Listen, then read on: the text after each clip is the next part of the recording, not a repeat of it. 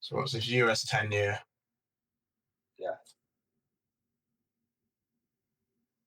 US 10-year. The long end is where it's really bad. I mean, you look at. I mean, you said before the UK is miserable.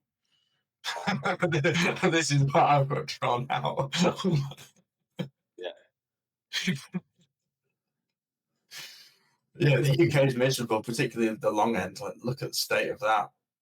Yeah. We're now getting to levels like we are in 1995. I mean, that's a whole section, I think, on just how screwed the UK is, because the UK has a lot of things wrong with it, some of which probably you don't want to go into on a stream, but the guilts are where it's really bad. Yeah, it's really, really, really bad. But at the same time, the closer we get to the the, the misery, it also the UK could be leading. With it, what's the 30-year look like? Is that the? That was the 10-year. This is the 30-year. I mean, that's the bad one, isn't it? And look at the state of that gap. Yeah. That is horrendous, isn't it? Yeah. So I personally am favouring that someone's going to default and default big. Yeah. Maybe not just default. It's. I mean, what's happening with the stable coins now in the States? They're propping up their treasuries. They're propping it up, but then also, does it mean that the dollar maintains global reserve currency because of Tether or the stable coin scenario? That might be the saving grace for the US dollar. Yeah. The US is. Yeah, the US is similar. I think I'd start getting worried on the US when we start. If we break but this resistance here and we start moving into here, this is when I think start getting quite worried. The problem is, just looking at it technically, it's compressing. Yeah. And we know what happens to move out of a range. You're either gonna, it's highly probable that you push above that, what's that, July 24 kind of area? Yeah. Yeah. October 23. You slam into supply with a spike. What's going to cause the spike? Don't know. But that's just looking at that chart. That's saying to me that you've got that July. Would you say July 23? Yeah, 2023. Yeah, October 2023. And then when was the relatively equal high to the right? May this year. So you've got those two highs that are highly probably swept, and then you've got that other high. Then if you go above that, then you've got, was it 2007? Yeah, 2007. Which is January. Is that January or July? June. That's June. So that is the last push up that was then that triggered the meltdown. But what happened a couple of months after that? Then you had the financial crisis. Yeah.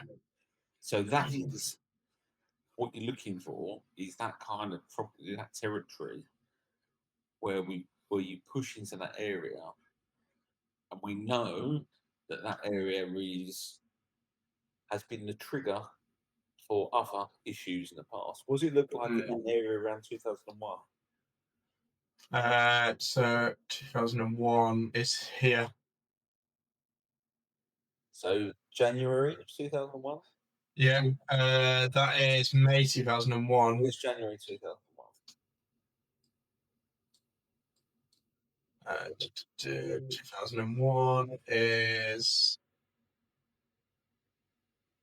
January is here. January's here. Yeah. There we are. January's there. Yeah. So that was the dip into demand. So that started the push into supply, back down into demand, and then up again to cause the liquidation effectively. And that Yeah. was your stock market crash. Nothing to do with the housing market. It was it all derives from bonds. Yeah. The bond police. Yes. But it is. Yeah, and you see it here as well in '97, like down into supply, push back up to liquidate, appear at the turn of the millennium. Yeah. And then you had obviously the dot-com bubble and the World Trade Center. Yeah. In succession. Yeah. World Trade Center was here. Yeah. So That's right. Yeah. So this stuff is no coincidence that this happens. It's all part and parcel of just, without put my tinfoil hat on, being too conspiracy theory. But it's generally a good lead to what's going to come. Yeah. Yeah, I agree. What's happening in the German market? I don't know. That feels like an anomaly. German 4-year to be up 8%.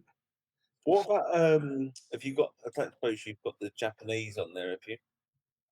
We can get it on.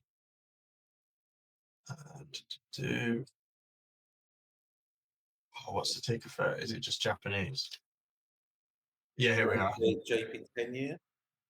10-year. Oh.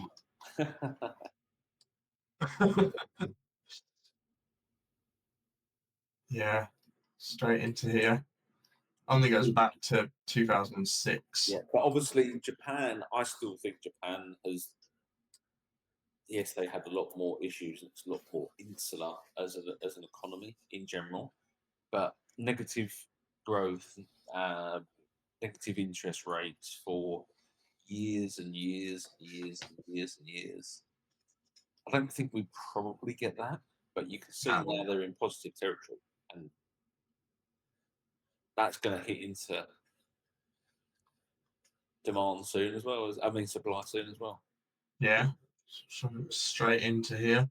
Yeah, it's yeah, and also I guess on the other side of it is we're going into these rates back that we were in 2007, but we're probably carrying at least 10 times more debt than we were back then.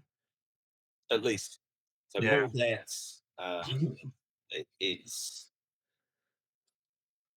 and in some countries, obviously the other thing to consider is not only more debts approaching them high levels, but also population growth is slowing in certain parts of the world as well.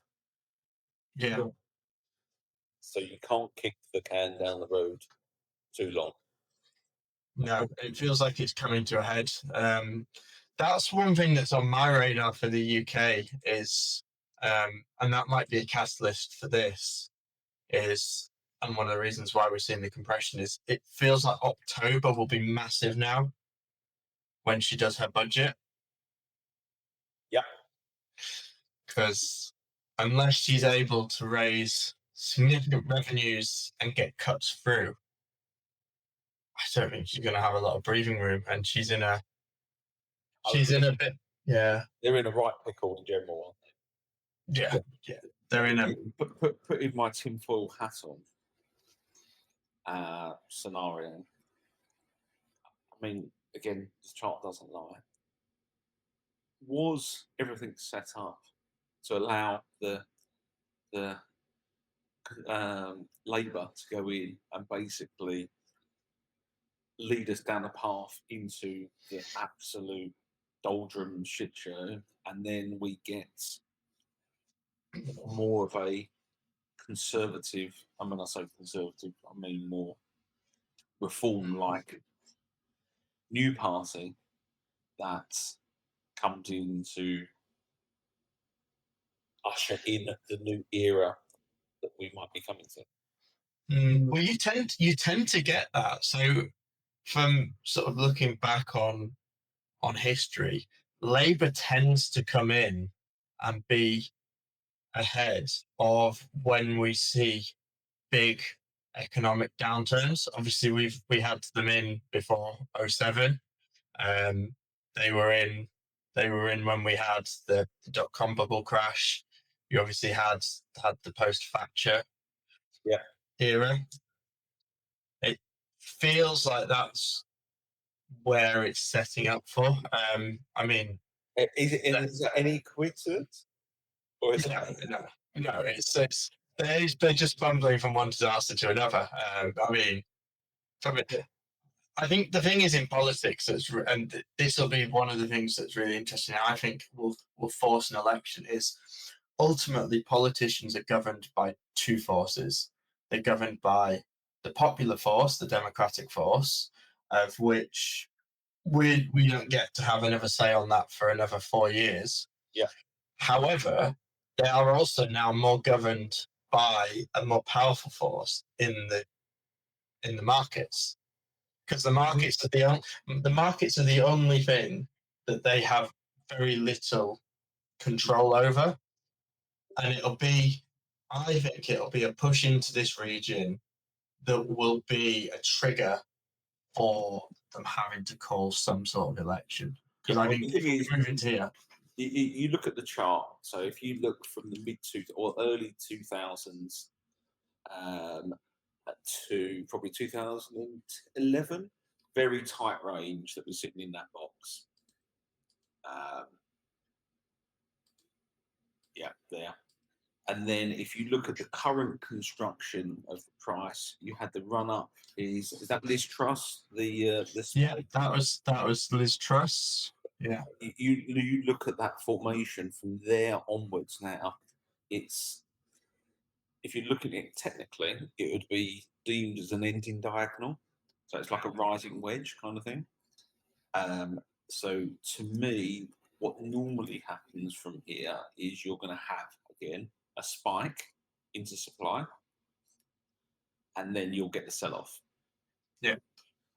From there, if you're looking at it technically, and then obviously that zone that you've marked out, the lower zone from that the 2000s where we was in quite a tight range, price doesn't need to stop there, because if you look at, so technically you should get pushing to supply and then a fast hard projection from there, and then obviously, which means you can then refinance, which would coincide with obviously a stock market crash. Yeah, which means you can then refinance refinance the debt. So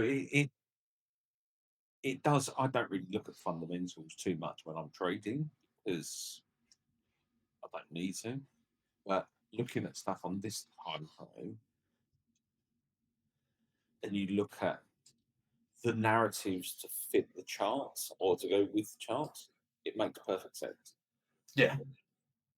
I mean, even more so on the monthly. But yeah, as we talk about the dip in to grab the fuel, you see it here. Yeah. You see push up into supply, consolidate, grab, go back. Yeah. And then just carries on. Once it's taken both sides, it can continue grinding its way back up. But it just fills in the candles. So yeah.